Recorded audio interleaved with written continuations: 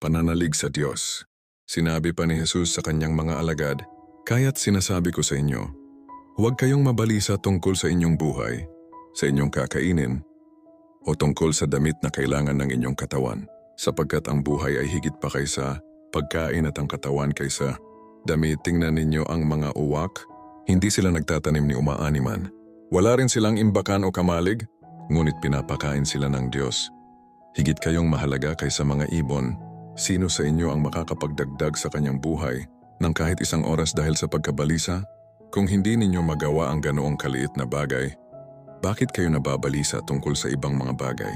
Tingnan ninyo ang mga bulaklak sa parang kung paano sila lumalago. Hindi sila nagtatrabaho ni humahabi man, ngunit sinasabi ko sa inyo kahit si Solomon sa kanyang karangyaan ay hindi nakapagdamit ng singganda ng isa sa mga bulaklak na ito. Kung dinadamitan ng Diyos ang mga damo sa parang nabuhay, ngayon at kinabukas ay ginagatong sa kalan, kayo pa kaya?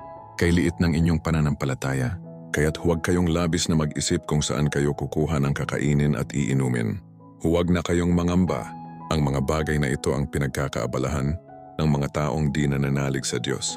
Alam ng inyong Ama na kailangan ninyo ang lahat ng iyan, subalit bigyang halaga ninyo ng higit sa lahat ang kaharian ng Diyos at ibibigay niya sa inyo ang mga bagay na ito.